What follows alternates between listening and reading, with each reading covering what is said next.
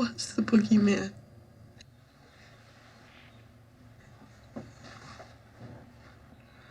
As a matter of fact, it was.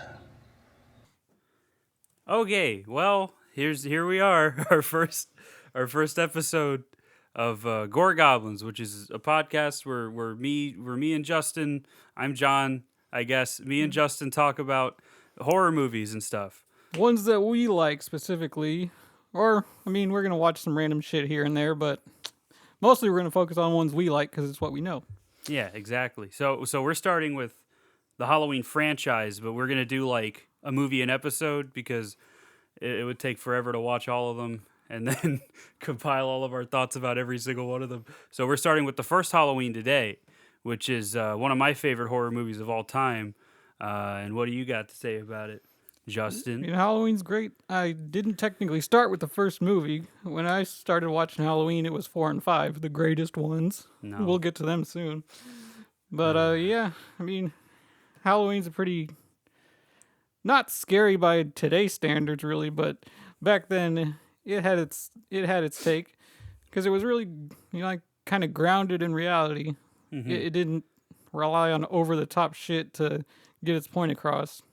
Yeah, aside from one of the kills kind of being a little over the top, but yeah, just by a little bit. The over the top gore stuff didn't really like come into play until the second one, which we'll talk about when we get to the second one. But for this first one, I guess we're just gonna talk about like just the general like plot of it, talk about some of our favorite parts while we're talking about the plot, and then talk about the kills and stuff, obviously. And just any bits of trivia that we have here and there, we'll throw in there too. It's just two dudes talking. That's all. It's all. It's like any other fucking podcast. It's just two dudes talking.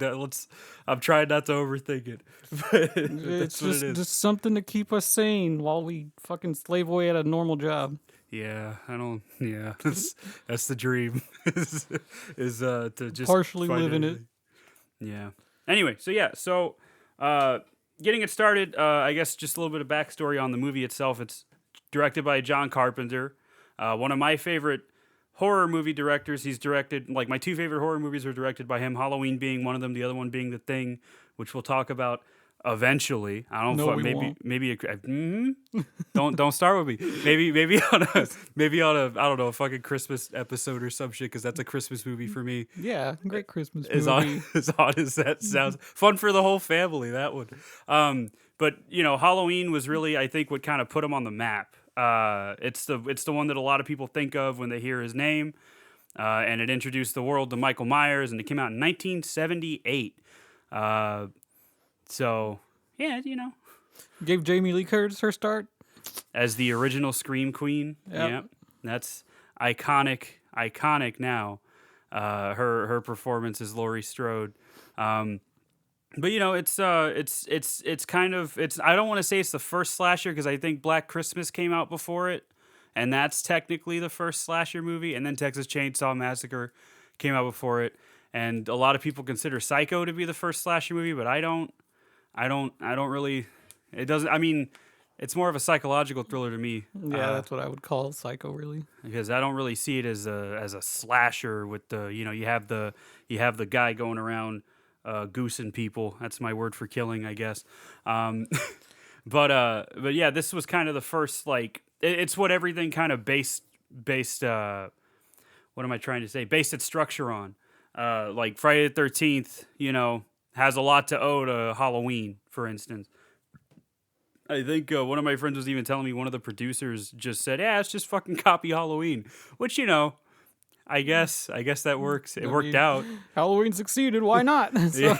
And then they made how many fucking Friday the 13th movies, and most of them did, 8 or 9. Yeah, and they did well commercially, maybe not critically all the time. Well, Friday the 13th is Friday the 13th. We're talking about Halloween. So anyway, yeah. So anyway, it starts with the music, as Justin just did a little number of. I mean, that's probably the most recognizable part about the movie, aside from Michael's look in general. Because who doesn't recognize that white, done-up William Shatner mask? Another fact right there. Yeah, the William Shatner mask that is already creepy enough on its own, but then they took it. I think they made the eye holes a little bigger, and they fucked up the hair a bit and spray painted it white, and it became like one of the most recognizable. I mean, it's just as recognizable as the hockey mask from Friday the 13th and Freddy's claws and Ghostface's mask. You know, it's the original, and that's why it's one of my favorite, like, I guess, pieces of iconography. Is that how you say that? I'm gonna pretend that's how you say that, of horror movie iconography. But anyway, you want to kick off how the movie starts with after the that opening shot of the jack-o'-lantern. Yeah. So after opening credits, we get this. What would you call it?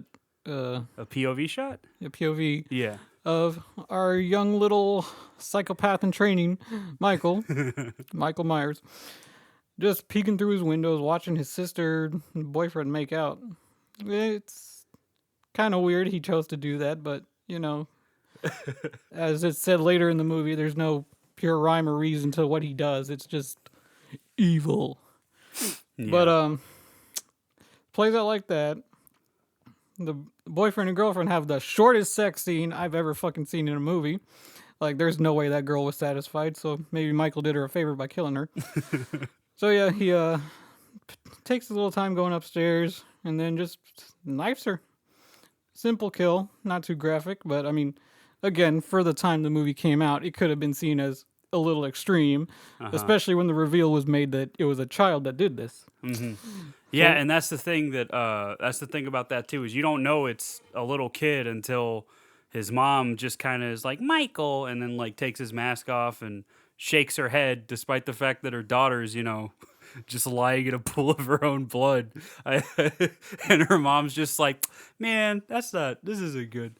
But, yeah, that had to be, I had to shock a few people. I know my mom talks about when she saw it in theaters and how, it just kind of blew everything else out of the water as far as horror movie goes. Because, when she was little, she would go watch, like, monster movies like Dracula or whatever.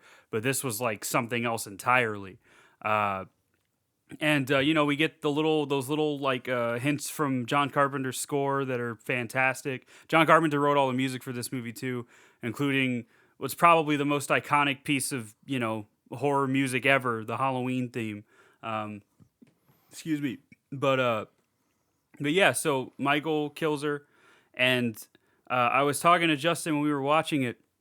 It always kind of confuses me how he takes time to look at the knife as he's stabbing her, because it's just you think all the attention would be focused on his victim, right? But he's like looking at his hand just going up and down, which to me kind of feels like an homage to Psycho, actually, with that whole shower sequence. Mm-hmm. But and that might be what it is. It's just camera work, I guess. Or it could just be the little killer inside of him is like so taken by the fact that he's finally unleashing it that he just has to see him. Am I actually doing this? Is this actually happening now? Yeah, that might be it too. That's a better analysis than just him looking for no reason. But yeah. So then after that, we get a time skip to about, I want to say, not 20 years, about like 15 years or so. Because when does I used to have the dates memorized. I know that the initial murder takes place in like 63, I think. I can just look it up. That's why I have my laptop here. What am I doing? Hold on. I believe it said 78. 78 is when he gets out, I think. But I don't remember how old he was when he was a kid. Damn it. Well, Loomis says he was 6 years old. Yeah, hold on. Loomis is his doctor, by the way. Yeah, and we're about to get to that. 1963. Hey, I was right. Yeah, 1963 is when he kills his sister. And then he goes, he gets locked up in an asylum for a good while, and Dr. Loomis becomes, his I guess for lack of a better term, just doctor and caretaker. And the next scene after that opening sequence with the murder is, it's Dr. Loomis being driven to the asylum by a nurse, and I think from the dialogue, they're getting ready to take him to court. so that way I guess he can be transferred somewhere and taken away forever and never see the light of day, which is what Loomis wants. He thinks he's just a lost cause. He's evil. He's not worth saving or anything. But then they get to the asylum, and the nurse, the nurse notices all the people just kind of walking around, and she's like, "Since when do they let him wander around like that?" And then Loomis is like, "They don't?" Like almost like, "Come on, don't be stupid." And then he gets out to check something, and then Michael, gets on top of the car. It scares her because she stupidly opens the fucking driver's side window, and he tries to grab at her, and then that doesn't work, and she goes towards the passenger side. Michael breaks the window, which was an effect done with a wrench on the hand, which is really obvious when you watch it in 4K. We only look at quality here, people. and so he breaks the window, and then she freaks out and gets out of the car and basically starts running her way. And then Michael gets in the car, and which is very, I mean, when you first watch the movie, you don't initially think about it, but this kid's been locked up since he was 6 years old. How did he get into this car and drive away with no issue? And he drove miles. He drove because the asylum's not in Haddonfield, which is where the bulk of the movie takes place.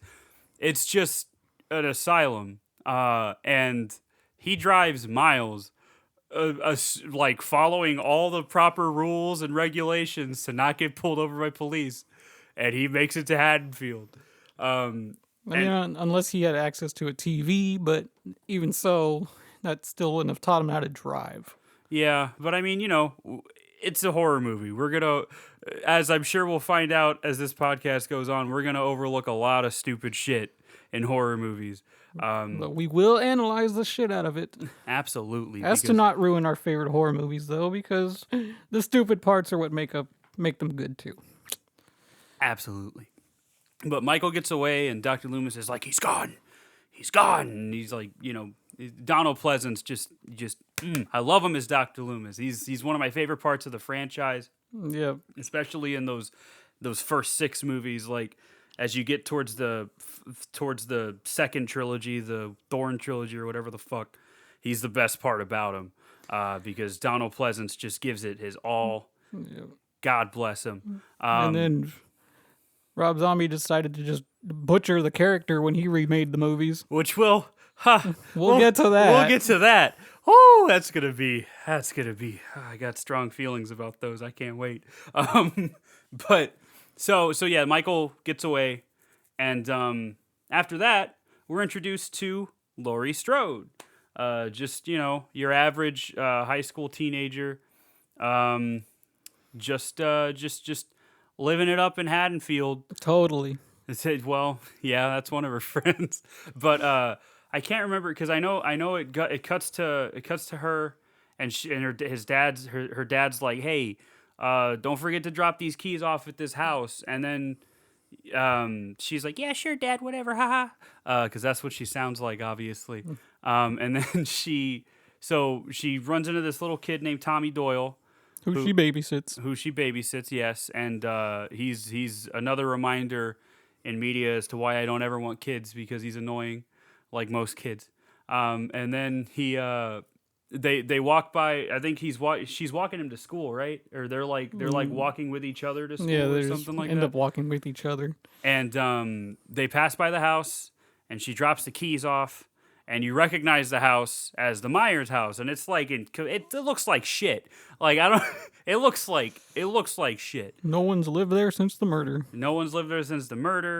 And it's just in a state of I guess I don't want to say decay, but it's very downtrodden is the word I'm looking for.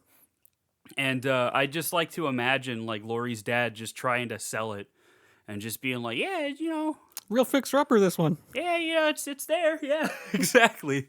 Yeah, somebody was killed here, but is that really a big deal? I mean, people die every day. But so they drop the keys off, and you get the first of these scenes that I really love about this first movie, which is just Michael as a shape, because that's what he's listed as in the credits, is the shape. You know, he has a name and everything, but he's this like force, right? And he comes into frame and he's looking out the window and it's just a silhouette, and the music, the fucking boom comes up, and it's so good. That's one of my favorite things about this movie is the scenes like that where he's just menacing, you know. Little jump scares here and there. Yeah, but they're. I wanted to say more about the shape thing. Oh yeah, okay. So that comes from the fact that, you know, like we said, Loomis doesn't see Michael as a person. They just completely lost hope in him ever being a part of society, and it's like, when I looked into his eyes, all I saw was the black eyes of the devil. There's nothing there, no feeling, no emotion. So he always calls him it, not him. Yeah, that's right, and that's something I forgot to mention when they're going to the asylum in that first scene. The nurse says, like, do you want to call him like him because he's not an animal? And he's like, oh yeah, okay. Like, he's just kind of like brushes it off like you don't know him like I do. And yeah, that's a good point actually. I like that. See, this is good. I like that. But yeah, there's a lot of scenes like that where he's just kind of he's just menacing. And the jump scares, I was gonna say, they feel earned in this movie because, I mean, there's musical cues for a couple of them, but they're not like egregious, and there's a couple of fake out ones, but they're not as bad as like you see in some of the more modern horror movies where it's like quiet and you know it's coming. It's I don't know, it just feels more earned in this to me, but that might be just me being biased. I don't know, because I do have a strong love for this movie. But after that, what's the next scene? Is the next scene where Tommy's getting picked on? Laurie goes to school, and she's in her class, and they're having some discussion about fate, which is you can kind of take that as some kind of foreshadowing for the movie's events and whatnot, how fate's going to decide that it's her that is going to get targeted by Michael. Mm-hmm.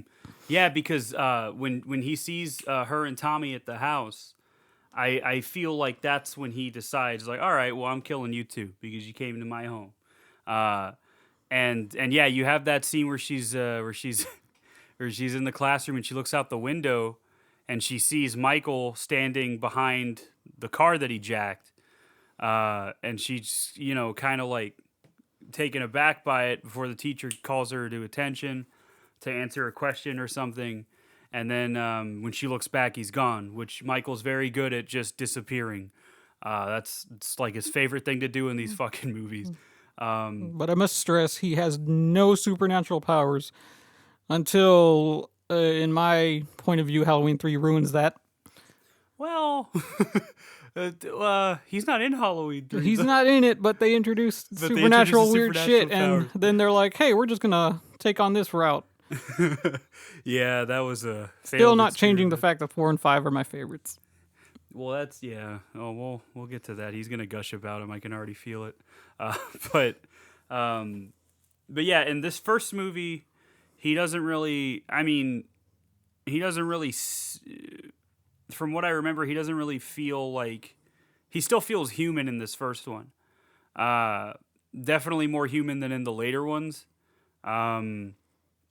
But, I mean, he still takes a lot of punishment, which we'll talk about when we get to it, which kind of leans into the idea that maybe he's not, you know, completely human because he's surviving a lot. But, you know, then after that classroom scene, I think is that short scene. I can't remember the order of it. I can't remember if the scene where you meet Laurie's friends is next, or if it's the scene where he ghosts Tommy. It's Tommy getting bullied next, and he's just getting picked on by kids saying, oh, the boogeyman's going to get you, blah, blah, blah, and they trip him and make him break his pumpkin. Yeah, and he breaks his pumpkin. One of the kids runs off to flee the bully scene, and he runs into Michael. Another jump scare, yeah. Which was an effective one. Honestly, forgot about it. Made me jump a little bit. And then you just get a little tracking scene of Michael looking at Tommy because he's already picked his targets. Was there a specific reason? No, it's just the first people he saw. Then we cut to Laurie leaving school, and we get introduced to her friends, Annie and Linda. Yeah. Linda loves to say totally. Yeah, Linda is always is always saying totally. Almost every fucking line she has, she says totally. And yeah, Linda's, kind of like the ditzy blonde girl. Cheerleader. That she's a cheerleader. She has that line of dialogue because Lori's like, "Oh, I forgot my chemistry book," and Linda's like, "Why? That's okay. I forget my chemistry book all the time, and my math book, and this book, and who needs books?" And you can tell the line was ad libbed, and that's what kind of makes it magical. And then you have Annie, who's Sheriff Brackett's daughter, and she's my favorite because she didn't deserve what happened to her, which we'll get to. But I like Annie. And she's like, I guess she just seems like a normal high school girl. I guess she's very level headed. She's like the medium between Laurie being I guess a bookworm and Linda being a cheerleader. She's like kind of the middle there, and yeah, they're all talking about like what they're gonna do tonight because. Was the dance that night or was the dance coming up? The dance was coming up, right? It was coming up. The dance was coming up, and they were talking about like who they were gonna go with, and Laurie's like, "Well, I'm not gonna go with anybody because I'm a bookworm. I'm a nerd. Guys think I'm too smart or whatever." And then they're like all going home and stuff. And while they're going home, Michael drives up, just cruising, steady cruising, and he's looking at him. And they're like, "Oh, is that so-and-so? He's so handsome," or whatever. And then Michael just kind of drives off. Annie, like, yells at him. Something. Speed kills, asshole. Yeah, something speed like kills, that. something like that. And then he stops. Slams on the brakes. He's like, okay, this bitch is next. Pretty much. He slams on the brakes, and he's just like, all right, I'm going to go slow. And then he just drives off. And then I think Linda gets home first, and then Laurie and Annie are walking to Annie's house, and Michael's standing by a bush, like a shrub, and he's just staring, and Annie's conveniently looking in her purse or some shit, and Laurie tries to get her attention and says, "Look, he's over there. That's the guy that just fucking is driving by us." And then Michael's just like, "Oop, I'm gonna get away," and then he hides in the bushes. And Annie is ready to fight. She's ready to go bop him in the face. And she gets over there, and Michael's gone. And I love. There's this line that I like here where Annie's like, "Oh, Laurie, he's over here. He says he wants to take you out tonight." I don't know. I just like goofy little double entendres like that. They make my day. I love them. And then Laurie runs up to there, like she was just scared, and she runs up to there, like, "Oh, is there somebody really here or something?" And then he's gone, of course. And then Annie's like, "Well, I'm home, whatever." And or they get to Annie's house, and Laurie's backing away, or she's walking to her house, but she like turns around to look at where Michael was, and she doesn't see anything. And then she runs into Sheriff Brackett, and he says the iconic line of, "Well, it's Halloween. Everybody's entitled to one good scare." And then Laurie goes home. She just goes home, and she's hanging out. She looks out her window, and Michael's hanging out in the laundry that's hanging on wires. And he fucks off immediately. Which is kind of funny, because she never takes her eyes off of him, but in the cutaway, you look at her, cuts back, he's gone, but she never turned away, so... See, so part of me thinks that that's, like, her imagining things, which, I mean, that's if you didn't already know that it was, like, Michael, that's one way you could probably read those first few encounters is just, oh, she's just seeing things, right? But you know. Oh, and somewhere in all of that, we have Dr. Loomis on a payphone talking about how they need to get ready for Michael. And then, or no, before that is when he's talking to that dude at the that guy. Oh, what's his name? I can't remember his name, but he's. I don't think they stated his name. He's just somebody from the asylum or whatever. From the asylum, yeah. And then Dr. Loomis is like mad at him because he's like, "How'd you let him get out?" and all this other stuff. And then I think he blames him or something. And then Dr. Loomis you let him away. get away. It's like, I wasn't even here, motherfucker. Yeah, like, what did you want me to do? What was I supposed to do? And then he drives away angrily, and then it like cuts, and then later on we get a scene where Dr. Loomis is talking on a payphone to somebody, and he's saying, you got to be ready because he's going to Haddonfield. I'm telling you, he's going to Haddonfield. And they don't really believe him, and he's like, well, it's your funeral. And he hangs up, and he notices like a truck that's just kind of on the side of the road by like a railroad track. And he goes over and he finds this matchbook that was on the dashboard of the car that was stolen. And, he sees like white clothes that Michael was wearing in the asylum. So I guess he puts two and two together and he's like, oh, well, I guess he changed his outfit into a mechanic's uniform. And then the body pans over and you just see a dead body. It's his dead body with like blood on his chest or something. Yeah, just blood on his chest. No indication of how he died, but my guess Michael probably beat him to death. Yeah, He was a mechanic, so he probably had some tools on him or whatnot. And he might have stabbed him or something. Yeah, it doesn't really matter. He's a fucking no name. And then Michael, and then it goes back to I think Annie and Lori, on the phone. Yeah, because they're talking about getting picked up to go to their babysitting because they're both babysitting children this night. Coincidentally across the street from each other. Yeah, across the street, yeah. I mean, small neighborhood, so understandable. Then we just see them in the car driving. They start smoking a joint. Lori awkwardly smokes the joint because she's nerdy and she holds it with both her hands and makes this really hilarious face choking on the smoke. It is just like, yep, you're a nerd, all right. Yeah, there's that like jump cut to her like face as she's smoking it. It's just like this disgusted look on her face. I love it so much. And they're listening to like just when Annie picks her up, they're listening to one song, but when it goes back to them in the car, they're listening to Don't Fear the Reaper, which as Michael's trailing them in his car. Yeah, and Michael's trailing them. Before that, they happen upon Annie's dad, the sheriff. Mm-hmm. He's at a hardware store that got broken into. And they stop and they're all like, oh, what happened? It's like, oh, nothing. Some kids broke in here and stole a couple knives and some rope and whatnot. And she's like, you always blame kids, Dad. And it's like, just some random line for a cop's daughter to throw out. I don't know. And then he's just like, oh, who else do you think it was? Who else do you think it would be? Like it's just fucking. It's Halloween. It's Halloween, yeah. And then they drive off, and Loomis is like getting out of his car as they're leaving, and he goes to talk to the sheriff, and he's like, I gotta talk to you. And the sheriff's like, all right, give me 1 second. And he goes back into the hardware store, and then there's this shot of Loomis just like looking around, and behind him you see Michael, like cross an intersection after looking both ways because he's a safe and responsible driver.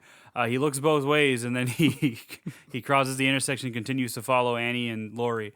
And I think that's when we get that jump cut to Lori just smoking that dank and making one of the best faces of the movie while Don't Fear the Reaper's playing. And then they, get dropped off wherever to their respective houses. Lori's babysitting Tommy. Annie's babysitting a girl named Lindsay. And then, and then the night kind of like starts. Also, the kids are like trick-or-treating at like 4 or 5 in the afternoon. I guess there's no trick-or-treaters. I'm just now realizing there's no trick-or-treaters like for Annie or Lori once the movie starts. None that I can remember anyway. No, none. No, yeah, there's no trick-or-treaters. That's something. But they're watching, Tommy and Lori are watching The Thing from Another World.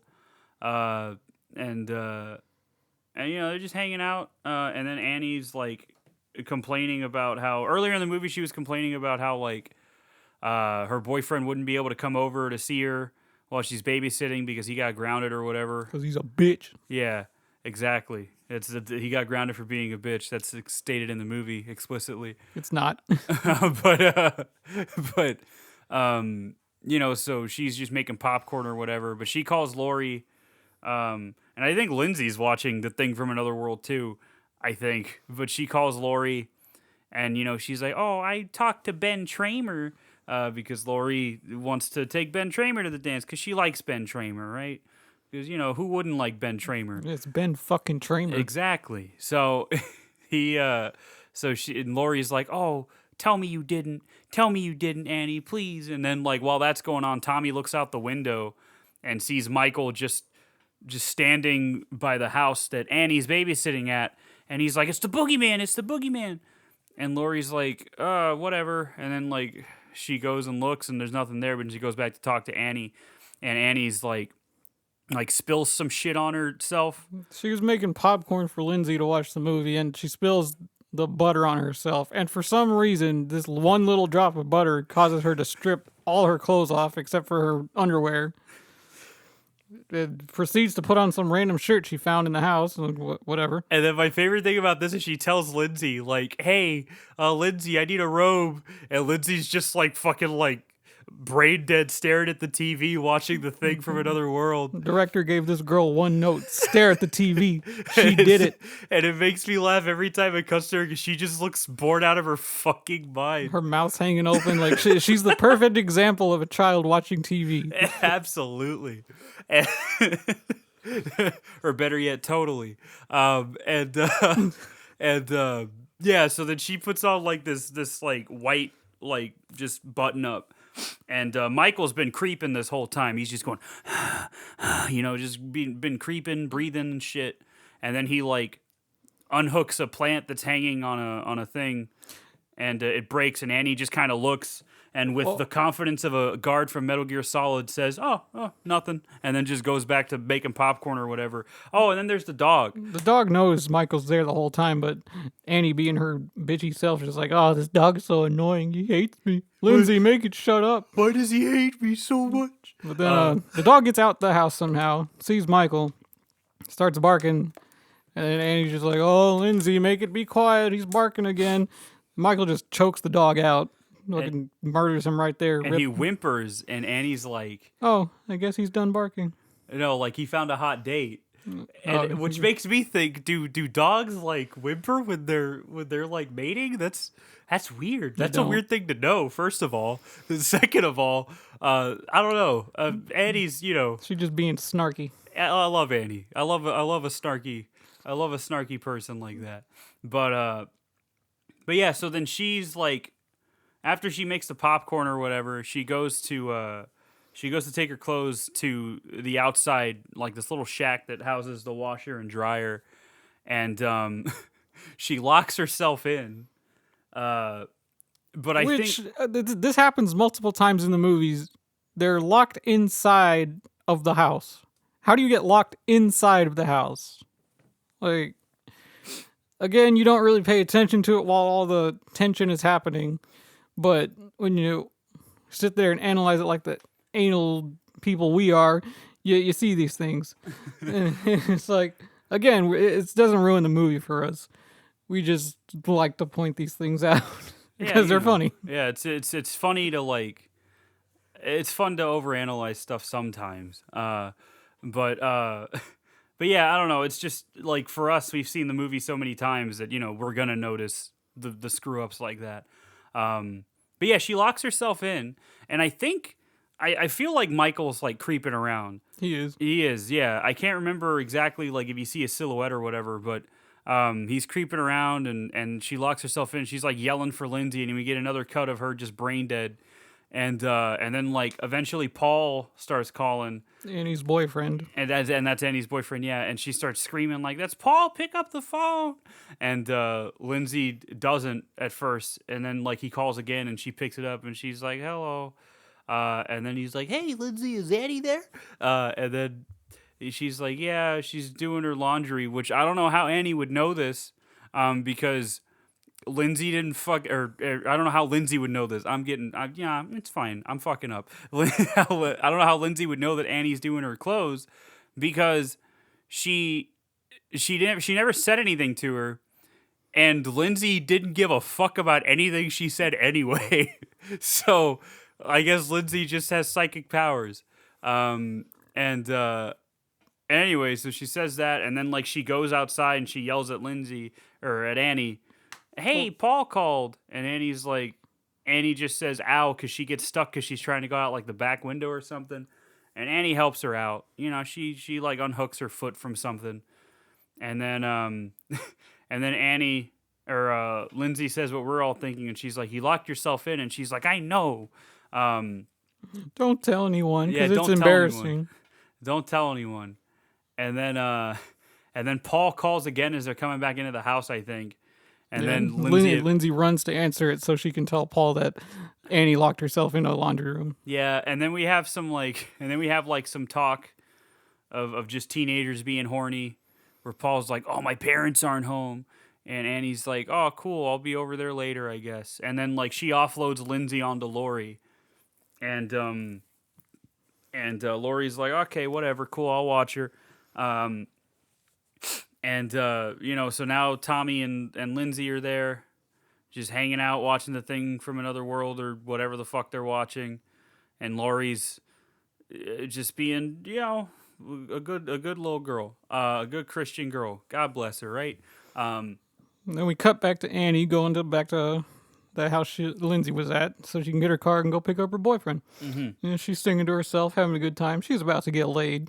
I mean, what girl wouldn't be excited? Then she realizes she doesn't have the car keys. Yeah, she tries to open the door and the door's locked, and she's like, "Oh, I don't have the car Don't keys." have the car keys. And then she goes She's back. singing to herself. Yeah, she's singing to herself, yeah. And she goes back inside, she gets the keys.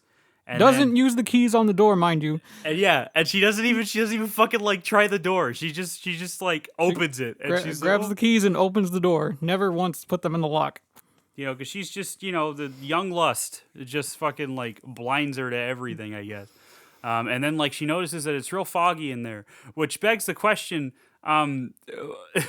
Michael's got to have some impressive ass lungs to fog up the entire car in a matter of like a minute before Annie comes back. Well, he's got the devil's eyes, so he's probably heating everything up in there. Yeah, I mean probably. He's hyping himself up. He's about to do it. He's excited, And this is where the first major character death comes. Yeah, because Michael just starts. He pops up from behind. We get the music cue, and then he starts strangling Annie. Annie's honking the horn, but nobody gives a shit. And then I think he pulls out his knife and like He slits her throat. he slits her throat, but it's bloodless. You don't even really see a wound until later on when Annie's body is revealed again. Yeah. Again, not a very gory kill, but in that time, effective. Yeah, and that's actually something I like about this movie in general. Actually, is just how effective it is without gore. Because I mean, I used to be a real stickler about shit like this, where I'd be like, I don't like gory movies. I don't like movies that are gory for the sake of being gory, because it just doesn't. It's not scary to me. And then I watched Evil Dead, and I was like, well, that was fun.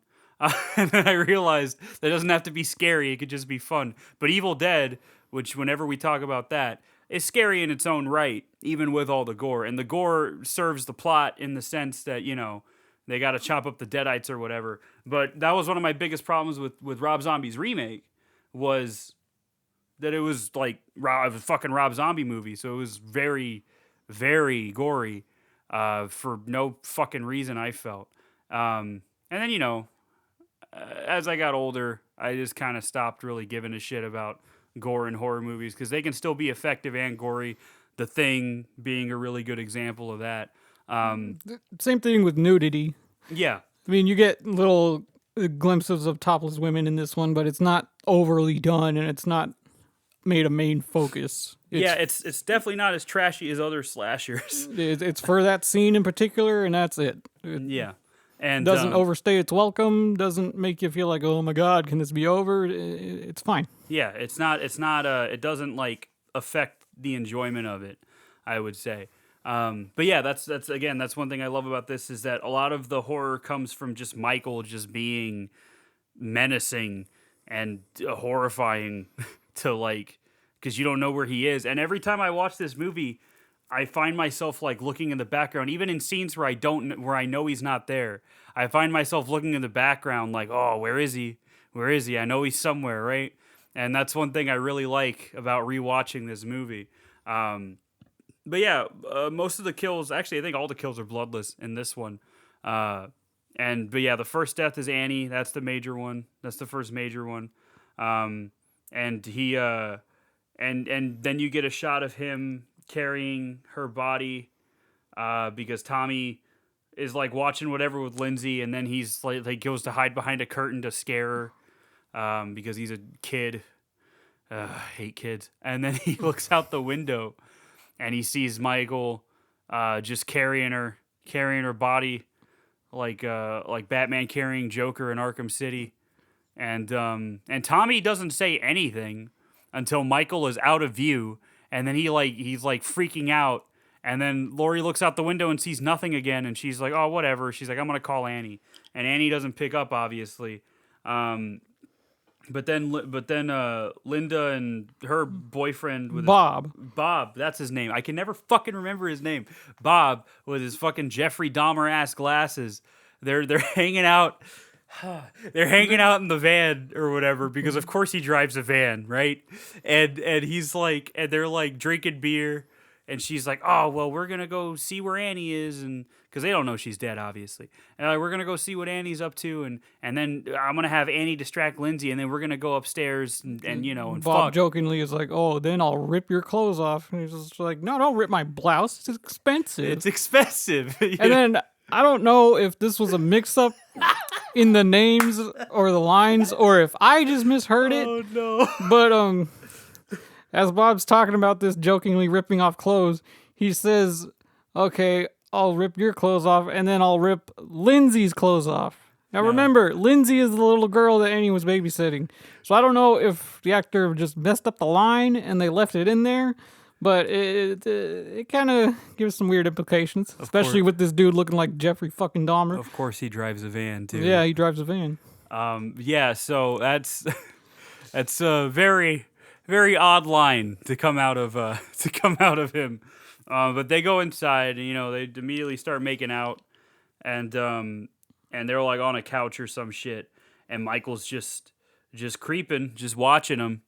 And another good shot where like it's a single take where it follows them while they're kind of looking around, and then they go into the living room and start making out, and then when the camera pans back a little bit, and you see Michael just like over his shoulder, and Michael's like, I've been here before. Starts thinking about the song Memories. Oh, let's bring back some memories. And then at some point, Laurie looks out the window, and she sees Bob's van, right?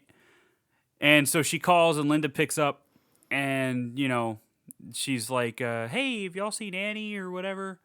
And Linda's like, "Nah, I haven't seen her or whatever." And then Laurie mentions that she has Lindsay, and she's like, "Well, I guess I'll just hold on to her until I can get a hold of Annie. She's probably at Paul's or whatever, having a good time." And Linda's like, "Okay, cool." And then she tells Bob that like, "Oh, Lindsay's gone for the night." And then I think like there's a missed opportunity where she could have said totally, but she doesn't. No, that was after they had sex. That's after they had sex? Yeah. Okay. But then Bob's like, "Oh, wonderful," which, makes me laugh because Fucking white people. But he's just a fucking white dude that's just like, "Oh, gee willikers, I can't wait." Like, it just makes me laugh that he's using like such PG language for sex, But that's one thing Rob Zombie fixes, let me tell you. Oh yeah, he does. So anyway, so they go upstairs and again have sex for like a solid 45 seconds. Well, first they're in the middle of doing it, and Laurie tries calling again. Bob just stops. It's like, I can't keep focused. The phone keeps ringing. My man's gonna let a ringing phone like stop him from getting hard or whatever. He deserves to die. We all know people like that. Well, yeah, of course, but he takes the phone off the hook like a real fucking asshole. He takes the phone off the hook, and they proceeds go back to fuck her for about 5 more seconds, and Yeah. they're like, "That was great." And this is where She says fantastic. Yeah, where she could have said her great word, Oh, totally. that was totally great or whatever. She's just like, fantastic. And I'm like, really? I doubt that. Did you really? 45? Really? Come on. You have higher standards. Come on. I know it's the 70s, but come on. So then they start joking about getting each other a beer. And Linda's like, you go get me a beer. And she's No, like, first it was, she Oh, was it's like, it. wasn't that fantastic? He was like, yeah. oh, and he keeps saying, yeah. Yeah, He keeps like saying, he doesn't yeah. give a fuck. I mean, he obviously didn't. He didn't please her. No, He did got not. off, but she didn't. Yeah, he was a very selfish lover, which is probably why he gets penetrated in a moment here. But so he's he goes down to get the beer and he's like looking for it or whatever, and then I think he hears a noise, and The door opens. yeah, no, the door opens. That's it, and he thinks it's for some reason he thinks it's Paul fucking with him. And so he's like looking around and he opens one of the doors, and in one of my favorite like Michael moments, Michael just fucking like busts in and just fucking like grabs him by the throat and picks him up. Like with- he's fucking Kane about to do a choke slam on him. Yeah, and with one hand too, because it's fucking Michael Myers. So he's got him like that, and he pulls out a regular kitchen knife that must like that like with the activation of human blood like becomes like a fucking greatsword, because he pins him to the wall with this thing, and he dies pretty quickly. Again, it's bloodless, but he's just got Bob pinned on the wall, and then he does his iconic fucking head tilt, Just staring at his work. just back and forth looking at it. Now, this was the over-the-top kill that I kind of mentioned. I mean, it's plausible, but the force you would have had to put in with a kitchen knife to stick someone to the wall is up there. But again, this is... And the fact that Michael picked him up with one hand. But, I mean, the dude has been locked up since he was 6 years old. He could have been doing some training. Yeah, he's been Push-ups. lifting weights. He's been putting in the work. He's been training his whole life for that kill. Or just as the way I see it, his impulse to satisfy his need to kill is just what gives him his otherworldly strength to accomplish his goal. But I think it's quoted better in the later movie Halloween Kills. Something Laurie says really sticks. It's like the more he does this, the more he transcends into being just pure evil. Yeah. Which is what I think is allows him to take all the damage he does and still go through it and just wanting to do what he does. Yeah, because he starts taking damage relatively soon. But before that, he finds a bed sheet somewhere. I think Michael would have been a really good theater kid. Honestly, if he had a normal life, he would have loved high school theater. He would have loved it, because he finds this white sheet and like cuts eye holes into it and takes Bob's Dahmer ass glasses and puts them on and basically pretends to be Bob. He goes back in and Linda's like, "Oh, you got my beer?" And Michael doesn't care. Michael's just I'm gonna have to edit that out. So Unprofessional. let's This is our first podcast and you want to do this? No. let's restart that. So he's wearing his Dahmer ass glasses, right? And Linda's like, "Oh, did you bring my beer?" And Michael just doesn't even move. It's just like this fucking like 6-something tall dude just standing there menacingly. So she just sits up and takes the blanket off herself and is like, "Oh, you like what you see?" And he says nothing, and she just gets annoyed, stands up, and is like, "Oh, well, fine. I'll just call Laurie and see what she's doing." It would have been great though if Michael had just added insult to injury and shook his head. Yeah. That would have just crushed her soul. But he crushes something else later. Crushes her windpipe. because she goes to call Laurie, and Laurie's all like, Laurie's picks up the phone, and before Linda can even talk, Michael just starts strangling her with the phone cord, and she's gasping for air and shit, and Laurie's like, is this what's going on? Is this a joke? Is this what are you pulling a fast one on me? And she's like, I'm gonna kill you if this isn't a joke, as if like what, like you won't have to, Laurie. Okay, that's Work's done for you. yeah, and then Michael just starts breathing, He picks up the phone and he breathes into it, and Lori freaks out. Lori hangs up, and I think she puts Tommy and Lindsay to bed. And then she decides, but in between that, we have Loomis back at the Myers house. So we have a scene where Brackett takes Loomis, and this is like earlier in the movie. I forgot to mention this. We're there at the house, and Loomis Brackett lets Loomis into the house, and they see a dog's corpse on the floor. Loomis stupidly asks too, does anyone live here? Does it look like anyone lives in this house, man? My guy, it's in such a state of disrepair. Come on, man. And yeah, Brackett notices the dog, and Loomis and he directs Loomis's attention to it, and Loomis is like, he got hungry, which, you know. Brackett's like, there's no way a man did this. Maybe a skunk. Which again, I want to know what kind of skunk eats a dog. Are skunks like?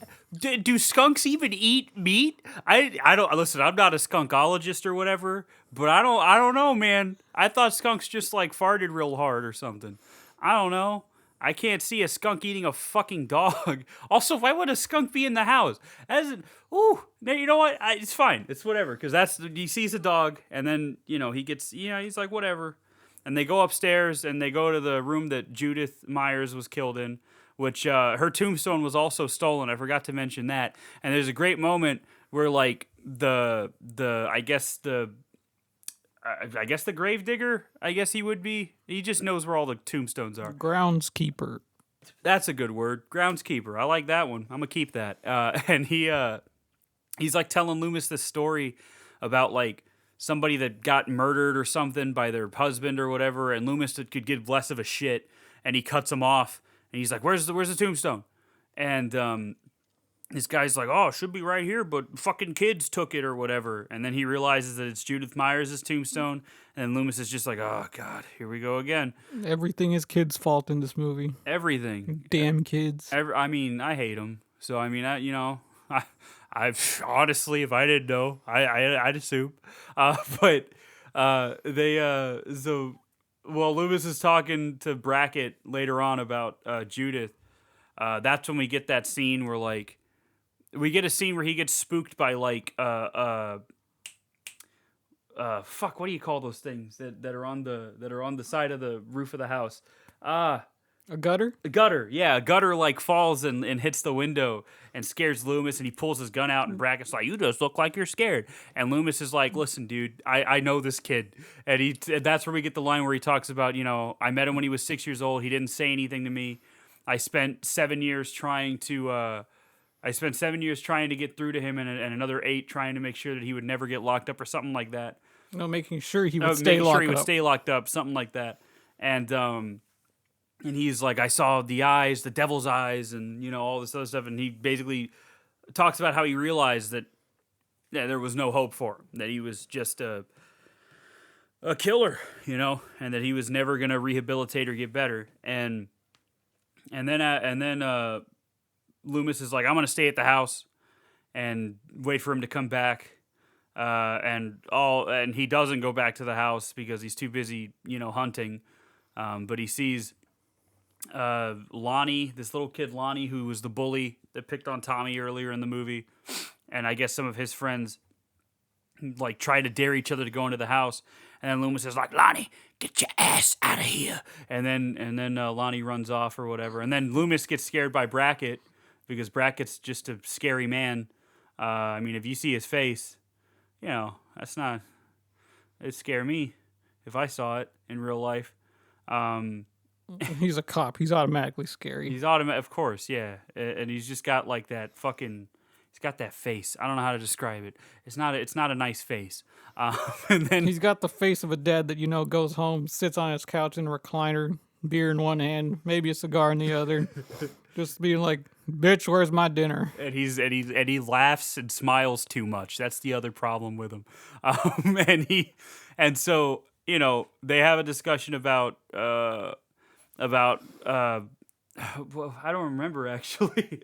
I think Loomis tells him something like how you need to just keep your don't alert the media. Just keep this quiet. Just tell your boys to keep their mouths shut and their eyes open. And their eyes open, yeah. And he keeps watching the house until he realizes that the car that Michael stole is like parked near the house, I think, or like because it's all like in the same general neighborhood. But he finds the car, so then he starts wandering the neighborhood looking for Michael. And at this time, Lori went over to the house that Annie was babysitting in. And this is where we get some of my favorite scenes in the movie, because Lori goes in, she doesn't see anybody, and she goes upstairs, and she opens the door to one of the bedrooms, the bedroom that Linda and Bob were goofing in, and she sees Annie posed on the bed with Judith Myers' headstone behind her. And she obviously freaks out, and Michael just kind of set up all these little like funhouse jump scares, because then she backs into the closet, and then Bob's body just starts hanging from it, and then she gets scared to another part, and then she sees Linda's cross-eyed corpse, and then my favorite part of the movie is when she walks out into the hallway and she's in front of this like dark like little closet, right? And Michael, oh my God, it's shot so well. His fucking white pale ass face just slowly fades, like just like slowly comes into view out of the darkness, and then you get a little musical cue as he like cuts Lori's arm, and Lori rough and tumbles her way down the stairs. And Michael, she falls over the balcony. She falls over the balcony. Yeah, onto the stairs. She doesn't even like fall. And this girl is lucky she didn't break her neck. All right. First of all, second of all, Michael's just like looking at her, and he's like, "I got you, bitch." And then he's like starts walking down, and she tries to she gets into the kitchen, closes the door, and locks it. But then she tries to go out the back door, but Michael put a rake up against it, so she can't get out. And Michael just fucking starts punching through the door like the Kool-Aid Man. And he breaks through, and he gets the lock, opens the door, and then he starts coming after Lori. And then Lori, desperate, she just punches through the glass of the door and moves the rake and runs out, which she should have done from the start. Well, yeah, but horror movie, we got to build the tension. You got to build the tension, exactly. So. She runs out of the house, screaming for help, does the typical trip that every final girl does in the movie. They trip while they're running. Mm-hmm. She goes to the next door neighbor's house, screaming hysterically for help. The dude in the house turns on the light, opens his blinds and looks, and just sees her screaming, saying, "Help me, help me!" And he's just like, "Nah." He just turns the lights off, closes the blinds. Fucking kids, it's too late for this. It's Halloween. This is bullshit. Not even going to take the time to consider that there could actually be something wrong. Lori runs back to Tommy's house again, realizes she forgot the keys. So she starts beating on the door, trying to wake up Tommy to let her in. She's like, "This little shit's not waking up." So she grabs a potted plant and tosses it at the second story window. Tommy wakes up and he's like all sleepy shit. "Oh, fine, I'll come downstairs." Okay. As slow as possible. Again, another good tension building scene. You see Michael slowly walking up, and Tommy finally lets her in, and then she's like, "Oh shit, the boogeyman's here. Y'all better go upstairs, get in this closet, and lock it." She proceeds into her own closet to hide. I guess she grabs like a sash from a bathrobe that was in the closet or something and ties it to the doorknobs so she can like lock herself in. And Michael comes up the stairs of the house. Oh no! It's the open window. Remember, because oh yeah. She skipped the whole part. Window. Yeah, I was about to say this is the first fake out coming up. Yeah, because she sees the open window. She's like, "Oh no!" And she just sits on the couch, and Michael pops up behind her. Uh-huh. She grabs a sewing needle or a crochet needle. Yeah, it's a crochet needle. Oops. Yeah, it's a crochet needle. I got excited. Sorry. It's a crochet needle. She stabs him in the neck with it, and he does his little reaction like, "Oh God, you got me!" Falls over. Yeah, And then she looks over, and his body's just like, he looks like he's dead, right? And she starts relaxing. And then I think he gets up from behind the couch and pulls it out, right? And then that's when she runs away, right? Is that how that played out? I don't remember exactly how they get upstairs. No, she goes upstairs to check on Tommy and Lindsay, right? Yeah, she goes upstairs, and then she's like, "Don't worry, I killed him." And Tommy's like, "You can't kill the boogeyman." As Michael comes back up the stairs, and he's like, "Oh shit, Tommy, Lindsay, go in that room and lock yourselves in." This is when she goes into the closet and gets the little rope and ties herself in there. Yeah, and this is another really great sequence here, where he where she's hiding from him, and then he breaks through the doors. Basically, he's just is fucking punching through, and he pulls the light switch, and Laurie grabs a coat hanger, and she like real quick, because she's like, oh shit, she undoes it, and she pokes him in the eye. Right, he drops his knife. And I love this because the light's just going on and off the whole time. And she grabs the knife, and I guess he lunges at her and he stabs him. Or she stabs him. Not he stabs him. She stabs him. And he falls down. And you think he's dead again. Again, this is another one of my favorite parts of the movie, because it's just so fucking... It's shot in a way that makes it so fucking horrifying. And Mom always talks about this part of the movie, because my mom likes this movie a lot. My mom loves Michael Myers. I need to take a second to talk about how much my mom loves Michael Myers. After I saw Halloween Kills and told her about that movie, she's like, they just need to leave Michael alone. He's just misunderstood. He just wants to go home. If they just left him alone, he wouldn't kill anybody. And I'm like, Mom, he would kill everybody. What are you talking about? And she's like, no, Michael's a good boy. And I'm like, oh, fucking... My mom loves Michael Myers. For some reason, she just loves him. That's the only slasher movie character that she likes is Michael. And the only Halloween she really likes is the first one. I think she saw the second one in theaters, too, when it came out. And then she has yet to watch the new Halloween and Halloween Kills, but I'll get her there eventually. But this is the part that Mom always talks about, because Laurie goes to check on Tommy and Lindsay, and she tells them hey, I need you to run outside, go to the neighbor's house, and tell them to call the police, and just call for help in general, right? And then there's this shot of Laurie nurturing her arm wound, because she's exhausted from having to run from Michael, and she finally thinks he's dead, they're going to get help or whatever.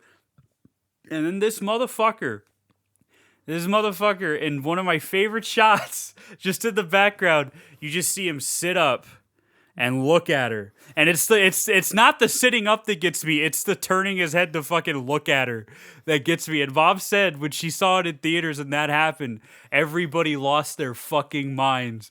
Everybody fucking screamed. And Mom's like, I was screaming. She's like, that shit was scary. And so... You see, it's things like that make me wish I could have seen the movie at its prime when it came out. Because by the time I finally saw the first Halloween movie, I was desensitized to horror. Yeah. I watched Jeepers Creepers when I was 7 years old. Yeah, and that's the thing, is that horror has evolved so much since then that that's not as scary now as it was in 78, but you can still appreciate it, And it's still a shot that I always think of when I think of a perfect shot. It's that one, in a horror movie anyway. It's that shot, and then the shot of him coming out of the shadows in that closet. Those are the two shots that are perfect. I don't know, and that's the thing, is I've seen interviews with John Carpenter, and he's just I just fucking did it.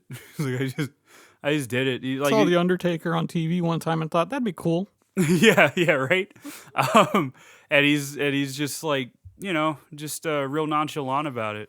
And but yeah, so then he stands up, and Laurie starts walking away, and Michael decides to start strangling her, and she dropped the knife, by the way, for some fucking reason. And Michael's shambling, Michael is hurt, you can tell he's not at 100% right now, and he tries to choke her to death. And in the middle of all of this, the kids run out. Loomis sees them, and then goes into the house. Michael's choking Laurie. Laurie takes his mask off, and Michael's just like, oh fuck, and he puts the mask back on because that's him. It's Michael is the mask, and that's another theme that I think is really important about this franchise is that Michael is nothing without his mask. That's why he obsesses over it, and so he puts it back on, and by the time he gets it back on, Loomis shoots him once, and he goes and he like backpedals into the room, and then Loomis runs up and sees him, and there's this shot of Michael's silhouette just staring back at him, and Loomis shoots him like 5 more times, I think, and then Michael falls over, and Loomis pulls the trigger one more time for some reason, and then goes at the balcony and looks, and Michael's body is there, and he's like, okay, and then you get a line of Laurie saying, it really was the boogeyman. And, as a matter of fact, it was. And then yeah, that's I love that. Donald Pleasant's delivery is just perfect. But then he goes to look at the balcony again, and he's gone. And then we get the score coming back. The and then it like shows all these different scenes from the movie, like all these. And by scenes, I mean like the locations, not like scenes. That shows all these different locations while the theme song is going, and you hear Michael's breathing, and which signals that he's still out there. And this idea that like you can't kill evil, because you can't. And so Laurie starts crying, and then that's the end of the movie. And Justin noticed. Well, you want to tell him what you saw with the knife in that one room at the very end? Where from the time that Laurie stabbed him in the neck with the crochet needle in the living room, he drops his knife there, but when he goes upstairs, he has it again. But when they do the ending shots and showing the rooms and whatnot, the knife is back there on the floor. It's just a funny thing to notice. And yeah, like I said, when you watch it as much as we have, it's you notice all these things. But yeah, that's Halloween, and that's the plot of it. Otherwise, and like I said, it's a really important movie to me, and my mom, coincidentally. It's really like an important movie to horror in general. Oh yeah, really, because it was so effective in what it did. Like I said in the beginning, it just had subtlety to it. It didn't need to be over the top and just, oh, here's some super powered monster that's gonna just rain terror on it. It was grounded for the most part. And I think that's what part of made it so scary back then, because it was like, oh, this is something that could actually happen. Someone could actually go around and pull this off. Oh yeah, absolutely. And like I said too, even though a lot of the kills are bloodless, they're still effective because you get a good idea of John Carpenter did a good job of like establishing, I guess, Michael's presence and making that scary enough on its own, right? Yeah. And so that's why the kills are all effective to me. But yeah, it's the original. A lot of people credit it with being like the first slasher movie, although you can make an argument that the second one is, because it's a lot, it's more in line with what you'd expect from a slasher because it's a lot gorier. Yeah. There's a lot more. Michael seems more inhuman in that one, because I don't know. We'll talk about Halloween 2 when we get to Halloween 2. But yeah, so at first Halloween is a classic, undeniably a classic. We watched it. We watched the Scream Factory 4K release that came out not too long ago. It looked really good. A lot of it is it's aged really well visually, just as much as it has in other aspects. The score is still probably one of my favorite parts of it, though. That score is really helpful in setting the tone of the movie, and it makes a lot of the more tense sequences like just that much better. Like especially the chase sequences. I love the music that plays during the chase sequences, especially that dun dun dun, and then you get the little like the little synths in the background and stuff. It's the really music's good. not intrusive either. It's like it has a purpose when it's there. It's not like just, oh, here's some background noise while this goes on. Yeah, and there's none of that annoying rising violins that's used in every horror movie now. But yeah, as far as like, I already talked about my favorite moments, which are the mask coming out of the shadows and and him sitting up and looking at Laurie. What are some of your favorite moments though? Like, do you have like a moment that like every time you watch it, you're like, yeah, that's it, that's the best part? Well, really, it'd kind of be similar to yours, just the scene where he comes out of the darkness. And I mean, I love the kills for every movie in general. Because, like I said, they're effective, simple, but effective. Because no one wants to be strangled to death. Like, Yeah, no. that's horrible. No. Yeah, and I think as far as the kills go, I think the most iconic one is probably Bob.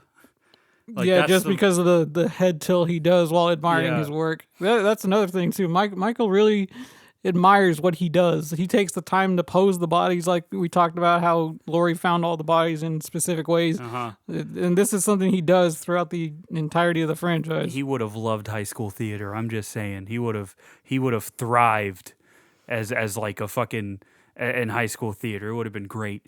But yeah, he definitely, that's a theme that runs throughout the whole franchise, is how he poses bodies and shit. And I always find it kind of funny that he takes the time to do that. And Michael, like, as another thing I love about this one, is that this was before they gave Michael a motivation.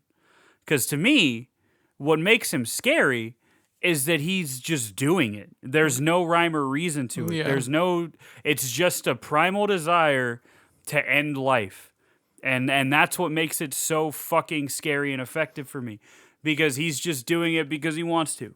He's not doing it because of some like revenge thing. He's not doing it because he was murdered. He's not doing it because they're invading his swamp or whatever. He's just doing it because, he's just a fucking psycho. He's just a fucking psychopath. And that's what makes that so scary to me. Yeah. And that's why this one will always be my favorite one. And and the newer Halloween movies kind of carry on that trend, which is what I appreciate about those too. Because once you give Michael a motivation, it defeats the entire purpose of his character, and then he just kind of feels like a Jason, or he just feels like Jason at that point, because it works for some movies, but not with Halloween. I don't think it works with Halloween, which is something we'll definitely talk about when we get to the Rob Zombie movies. And there was another thing too. Like, a few people that I've shown the movies to, they're like, "Why does he do this? Like, what caused this?" And it's like, there's no backstory that makes it kind of uninteresting and not fun to watch. And like, well, that's kind of what makes it fun to watch. Like, you don't need some elaborate backstory or some trauma. It's just like Loomis puts it. He's just pure evil. Like, there's nothing else to it. This is what he wants to do, and this is what he's gonna do. But I think that plays into the fascination that a lot of people seem to have with like serial killers, where they want to know, like, why does he do this? Why? And sometimes there isn't even a reason. Sometimes they're just fucking crazy. Sometimes it's because they were shorted in some way. Like, I know Ted Bundy killed people because I've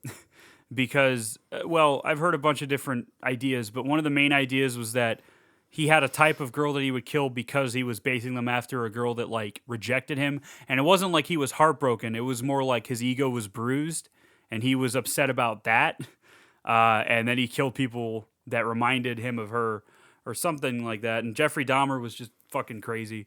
But yeah, Michael's just, I don't know. He's just a fucking loony dude. I don't know. He killed his sister because he just wanted to. There's not really a motivation for that either. He just fucking killed his sister. Like, he just did it for no reason. And he just continued to kill when he got out. And it's very, very effective. Because I think, I don't know. I don't like it when you try to humanize characters like that either, and make it to where you want to be sympathetic for them. Because that doesn't really work with a slasher villain to me. Yeah. Like, a motivation is one thing, but when you try to like humanize them and say they were a human once, then I'm like, no, they weren't. No, I don't like that. Like, you don't watch Nightmare on Elm Street and they don't talk about how good of a guy Freddy was before he started killing kids. That's not all he did. Yeah, well, it depends on which one you're watching. But yeah, and that's another reason why Michael's like my favorite too, is because like he's my favorite like slasher villain because he's just so he's just real scary. That mask is scary. The way he carries himself is scary. He never runs. He never runs. He never ever runs. He just fucking walks everywhere. And that's what makes him, because I was thinking about that when he was chasing Lori, is that he's just strolling. Like he's like, no hurry. I'll get to her eventually. You know? Yep. It doesn't even matter if she gets away because I'll find her again. You know, like he's so like locked in, and it just makes him that much more menacing. But yeah, so love it. Halloween, one of the best of all time. Always a mandatory watch in October, in April, in whatever month. If you feel like watching a movie, Halloween's a good one. I think Halloween was the first slasher movie I ever watched too. Well, no, that might have been. Well, would you call Evil Dead a slasher? I don't know if I would. I mean, No, I wouldn't. I Call wouldn't it a call slasher. Evil Dead a slasher. It's definitely horror, but I wouldn't really call it a slasher. But yeah, Halloween was, I think, the first one that I really like watched, and I think that was right before the sequel came out in 2018. I think was when I watched it. Somewhere around there. It was around that time because I didn't really start getting into horror until like 2016, 2017. It's been a recent thing for me. But I love it now. Not for me, though. Yeah, Justin's been watching horror movies since he was like 4. He's been watching them for a long time. Yeah, led me to a lot of sleepless nights and paranoia.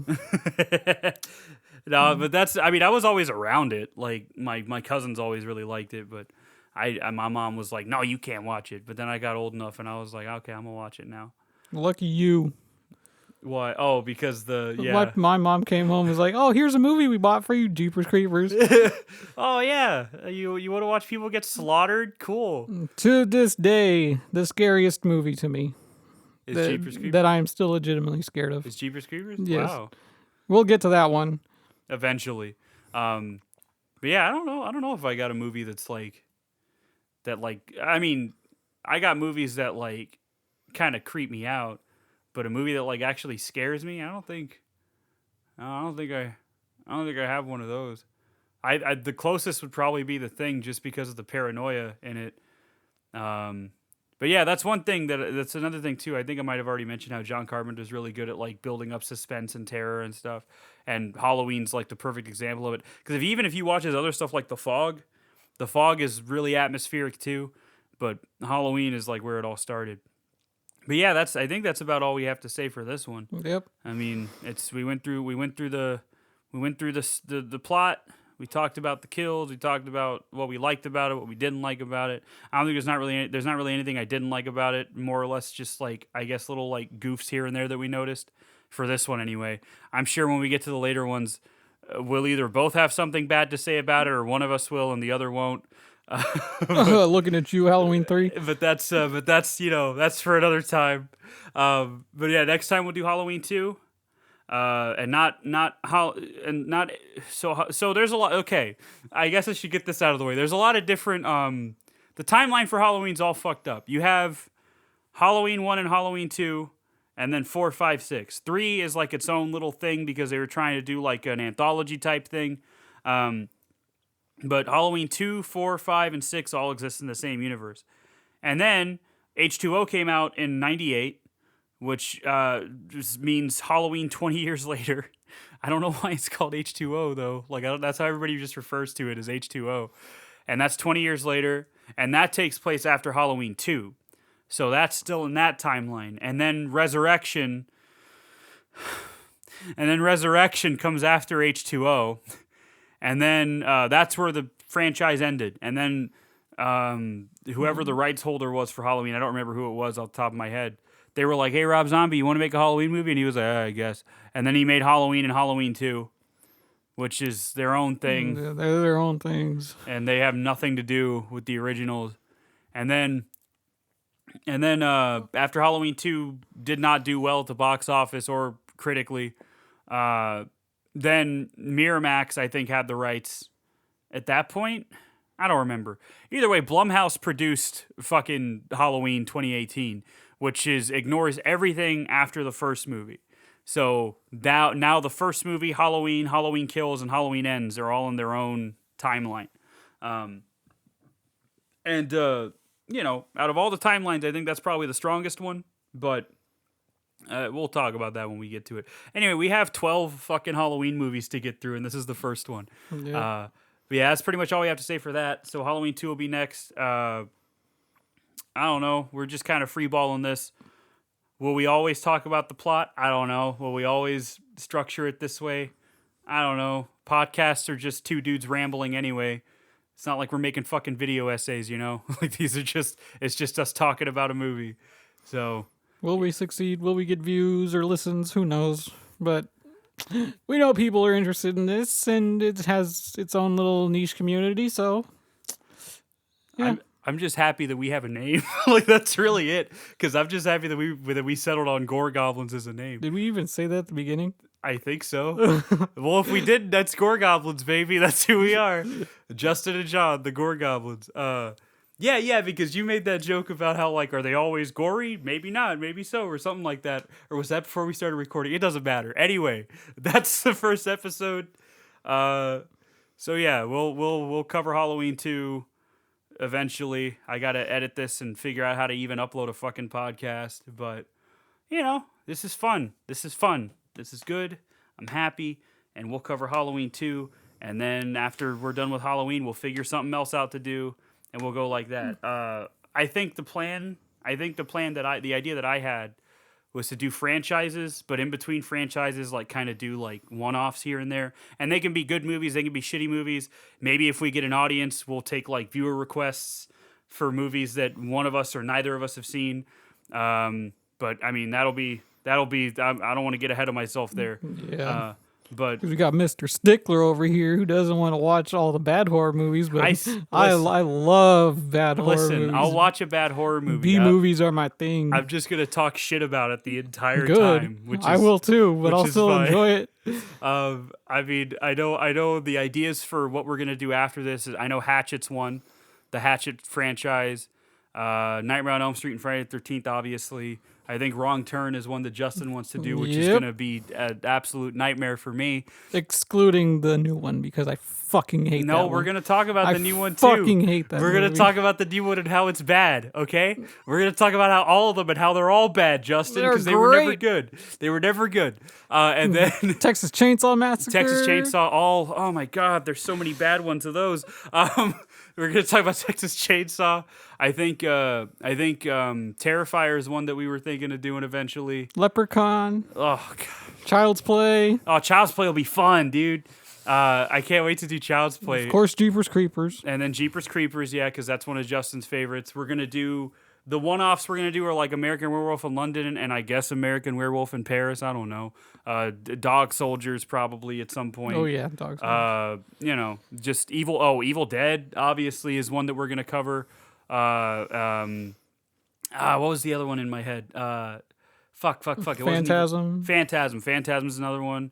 Oh, and that's the other thing is we're probably going to have guests on for some of these too. Just people that either of us know that either love the movie or love the franchise or whatever. Who can explain it better than we can. Because they like it more than us. But yeah, so Halloween. That's it. That's all we got. We're the Gore Goblins. We're going to be here for Halloween 2 eventually. So yeah, just, give us a bad review or a good review. I don't really care.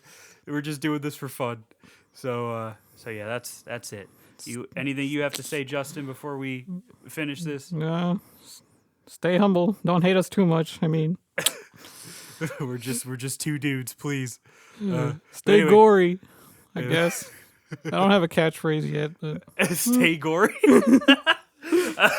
Hey, well, we're growing pains. It'll be fine. Anyway, hope you enjoyed this. Hope you like just podcasts about horror movies because that's what we're doing. Anyway, all right. Bye-bye. Don't forget to sleep tonight. 8 hours. Yeah, Michael will be there. Oh, yeah. He'll creep on you. That won't be fun. No. Bye-bye. Bye.